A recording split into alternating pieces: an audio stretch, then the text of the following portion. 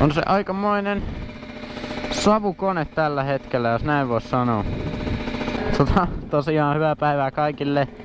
Ja tänään kuvaillaan vähän motovlogia aiheesta, että Soliferin niinku hyvistä ja huonoista puolista. Ja enimmäkseenkin niistä hyvistä puolista enemmänkin, koska huonoista puolistahan nyt kaikki löytää tästä huonoja puolia ja näin. Ja tosiaan syy minkä takia tää savuttaa noin paljon, niin mulla on tällä hetkellä sellainen tilanne, että mulla on niinku tankissa 2 bensaa ja sitten toi tuorevoitelu ja öljypumppu säädetty täysille, koska se öljypumppu ei oikein toiminut niin, että se kävi tosi laihalla. Ja se vaihdetaan ylihuomenna, eli torstaina, mä en tiedä koska tää video tulee. Se vaihdetaan torstaina tosiaan se öljypumppu ja katsotaan sitten mitä tapahtuu. Mutta tosiaan nyt mulla on tuolla tankissakin öljyä, niin sen takia se käy aika vahva tolleen niinku savuttaa aika paljon. Mut ihan miten sama, nyt lähdetään ajamaan. Kauheet kisasavut se jättää jälkeen. Tosiaan Soliferin hyvistä ja huonoista puolista. No aloitetaan vaikka näistä huonoista puolista, koska niistä on nopeampi kertoa ja näin. Elikkä no ekanakin on tää paino tietysti. Tää painaa 130 kiloa ja se on aika paljon. Tää painaa saman verran kuin toi Yamaha VR. Ja se on sentäs 4-tahti kevari. Siinä on vähän eroa tehossakin. Ja näin päin pois. Ja niin, 130 kiloa tosiaan painaa. Elikkä siinä on niinku sellainen pieni ero verrattuna muihin mopoihin. Esim. Mitä mä nyt käyttäisin, ne jotkut derpit vissiin painaa jotain 90 kiloa ja näin, mutta esim. Joku tyyli beta, niin onko se joku 85 kai? Se on kuitenkin niinku melkein 50 kiloa enemmän. Niin se on aika huomattava ero. Seuraavana huonona puolena tässä on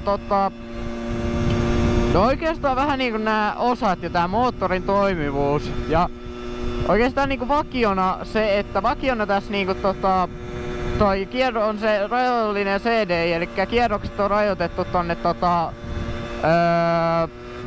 tonne 7700, mutta mulla tosiaan tässä on nyt rajoittamaton CDI, koska ei se kulkenut mihinkään sillä, niin sitä saa ylämäessä aina vetää ihan niinku siellä kierrokset tapissa.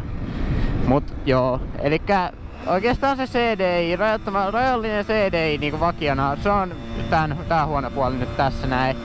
Ja kolmantena no kolmantena on ehkä se, että tää niinku lämpenee ihan sikana. Siis mä en tiedä, että onko tässä niinku kuristukset tossa paisarissa jossain vai missä, mutta tää lämpenee ihan sikana.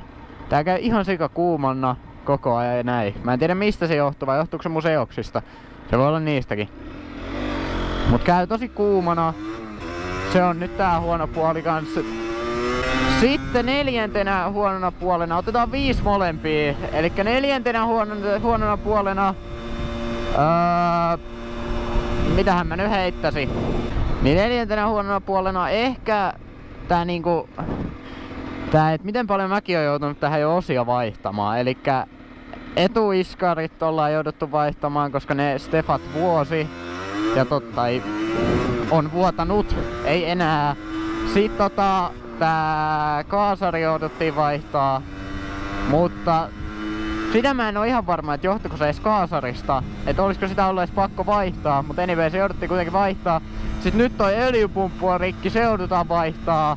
Ja täällä on tosiaan ajettu 3000 kilsaa vaan. Et ei vielä edes kovin paljon. Se joudutaan vaihtaa sitten. Mulla ei tälläkään hetkellä toimi mittari tässä näin, et se on aika huono, että se menee aina välillä. Ja näin. Tässä on 4. huono puoli sitten. No otetaan 5. vaikkapa. Joo. Mitähän mä keksin vielä? Keksinhän niitä vaikka mitä, mut siis no ehkä se, että okei, 5. huono puoli on se, että tähän ei löydy tietoa tästä moposta. Esim. Mä en ole löytänyt mistään tietoa siitä, että mikä moottori tässä esim. Tässä on niinku luultavasti AM6.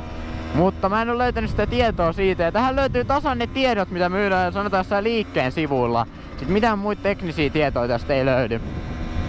Ja niin, no joo, siinä oli niinku huonot puolet. Nyt voitais mennä näihin hyviin puoliin. Elikkä mitä hyviä puolia tässä Soliferissa on? Näitäkin nyt mä oon keksinyt muutaman, ja mitkä on oikeesti aika käteviä. Elikkä, no aloitetaan vaikka siitä, että tässä mopossa on akku, mikä on mun mielestä ihan sika hyvä puoli siinä mielessä, että valot toimii, sit tässä näkee nää trippimittarit ja kaikki muut niinku ilman että ei tarvii olla käynnissä. Ja se on mun mielestä ihan hyvä puoli. Ja sit tohon akkuun saa viritettyä vaikka minkälaista vaikka laturia tai jotain muuta saa viritettyä tohon noin. Et se on mun mielestä hyvä puoli, että on akku mopossa. Ja joo. Ja siihen akkuun samalla mä liitän tän sähköstarttiin. Mä tykkään tosta ihan sikana. Mä tiedän, että monen mielestä se ei kuulu mopoon, mutta mä tykkään siitä. Se on kiva niinku joskus, kun on kylmäkin ollut, niin pitää konetta lämmittää, niin sä voit vaan painaa sen siitä, kun se lähtee yleensä aika helposti silläkin. Se lähtee jopa talvella välillä paremmin sähköllä, tai sähköstartilla kuin polkaisemalla, niin se on yllättävän kätevä. Ja joo, eli sähköstartti ja akku oli tää näin. Sitten hyvä puoli tässä mopossa on, okei, otetaan tää, että tässä on iso bensatankki. Siis tässä on ihan sika iso bensatankki, se on papereiden mukaan niinku 8 litraa yhteensä, kun lasketaan varatankkikin. Mut sinne on mennyt mulla jopa 11 litraa bensaa ja menis varmaan enemmänkin, jos se olisi ihan tyhjä. Elikkä iso bensatankki, sillä ajaa tol tankilla yhteensä niinku varotankinkin kun ottaa huomioon, niin joku 230 kilsaa suurin piirtein, se on ihan hyvä määrä. Ja joo. Kolmantena hyvänä puolena mä otan tän tuorevoitelun. Elikkä tässä mopossa on tää tuorevoitelu, joka ei mulla nyt ole kovin hyvin toiminut tässä näin, mutta sitten kun se toimii, niin tuorevoitelu on mun mielestä aika kätevä, koska ei tarvi kantaa 2-tahtiöljyä aina mukana. Esim. Mulla, kun mä kannoin sitä joskus aluksi mukana ihan varmuuden vuoksi, niin se on pari kertaa vuotanut. Oho! Niin tosiaan se on pari kertaa vuotanutkin mulla tonne tankkiin, ei tankkiin kun reppuun se 2-tahtiöljypurkki, niin se on vähän huono homma siinä mielessä. Et mä tykkään tuorevoitelusta. Tässä on varsinkin, tässä mopossa on iso tuorevoitelusäiliö, se on 1,1 litraa kai. Eli yli litra tuorevoitelusäiliö. Se on erittäin hyvä asia mun mielestä. Ja varsinkin kun tää mopo on aika uusi, niin mä en usko, että se menee tässä vielä tukkoonkaan. En tiedä sit kun täällä on joku 10 tonnia ajettu, niin uskaltaako sitä tyyliä sitten enää edes käyttää. Mut kyllä sitä nyt ainakin uskaltaa. Ja näin. Sitten 4. hyvä puoli, no tää on vähän tällainen neutraali tää hyvä puoli, mutta tää on niinku mun mielestä hyvä puoli, elikkä tää ulkonäkö. Elikkä tää on mun mielestä hieno ulkonäöltään ihan silleen, että nää on mattamustat nää katteet. En tietysti tiedä näistä Monster-tarroista ja tämähän on ihan niinku toi makuasia aivan täysin, et sitähän mä en voi sanoa kenenkään, mutta mun mielestä tää on ihan hieno ulkonäöltään. Tosiaan ne tarrat, mitä tässä on vakiona tässä etukatteessa, ne mä revin heti pois, ne ei ollut kovin hienot. Ja joo. Sitten 5. hyvänä puolena, minkähän mä vielä keksin tähän näin. Näitä on aika hankala keksiä. No, se että on aika vakaa, koska tää on iso, niin tää on yllättävän vakaa oikeesti ajaa. Et täällä pystyy niinku oikeesti ajaa ihan kunnolla. Et mä joskus kokeilin silleen, että mä rullasin vapaalla, niin täällä pystyy ajaa ihan ilman käsiäkin helposti, niin se menee ihan suoraan. Elikkä siinä mielessä aika vakaa laite, elikkä aika hyvä silleen. Siinä taisi nyt olla kaikki molempia asioita 5. Ja en tiedä kuinka pitkä tästä videosta tuli. Mutta kuitenkin. Eiköhän ihan hyvän pituinen.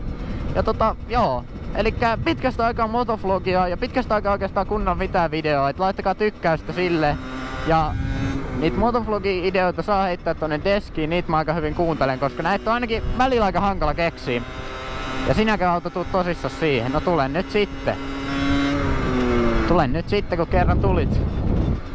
Ei siinä sit mitään. Niin joo, elikkä eiköhän me sit laiteta tätä osaa aika lailla pakettiin tähän. Elikkä kiitos kun katsoit ja joo, nähdään sit ensi kerralla ja se on Natti täällä ja nyt se on. Moi moi!